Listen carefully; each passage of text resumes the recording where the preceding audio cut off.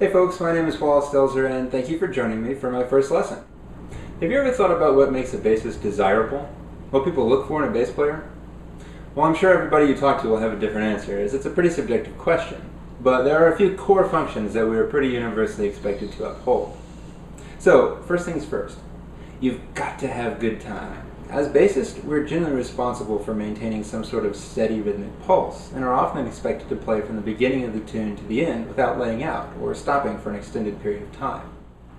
The bass is a central member of the rhythm section, a group of instruments that provide constant rhythmic context throughout the song, and alongside the drums is generally the instrument responsible for providing the rhythmic backbone of any tune. Now, different styles of music often have particular key rhythms that we must become familiar with, and it's important to identify how the rhythms we play interact with the rhythms everybody else plays. In fact, knowing when to play is perhaps the most important skill we need to develop. Now let's move on to our second responsibility, providing harmonic context.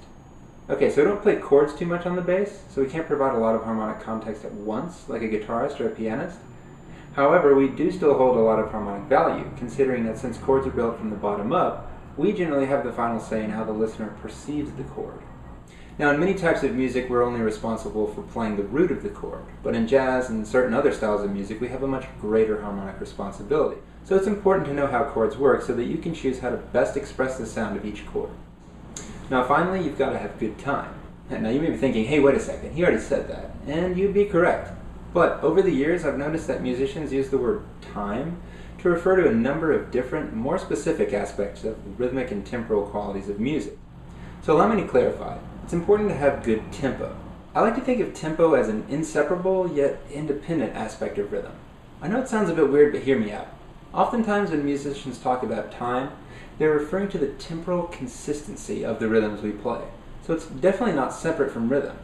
Yet it's possible to have a good understanding of rhythm and how different rhythms fit together in a complex rhythmic aggregate without having metronomic consistency, so they're clearly distinct concepts. Not all styles of music place heavy emphasis on metronomic consistency, or tempo as I've just defined it, but most forms of popular music do, so it's important to be able to perform at a steady tempo.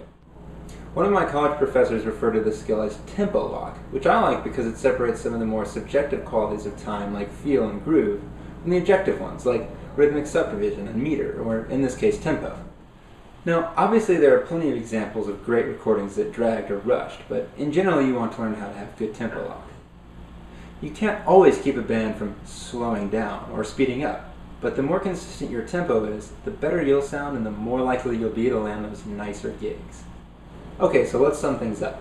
The bassist function in nearly all styles of music is to provide the rhythmic and harmonic foundation upon which the rest of the band will expand.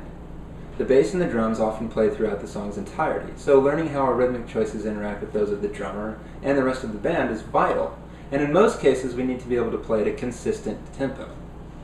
We also need to recognize how our note selections affect the way listeners perceive chords, so it's important to make smart harmonic decisions. Alright, well that's it for now. I'm Wallace Stelzer, and I hope you've enjoyed this inaugural lesson. I thought it would be nice to start out with some broader, more conceptual info because, after all, how are we going to become good at bass if we don't even know what the bass is supposed to do? So be sure to like, comment, and subscribe if you dug this episode, and stay tuned for more. Oh, and one last thing. To all my Kickstarter supporters who helped me launch this series, thank you. Big shout-outs to Carolyn, Stephen, Emily, Joanne, Charles, and Colby. Really appreciate your support. Okay, I'll see you next time.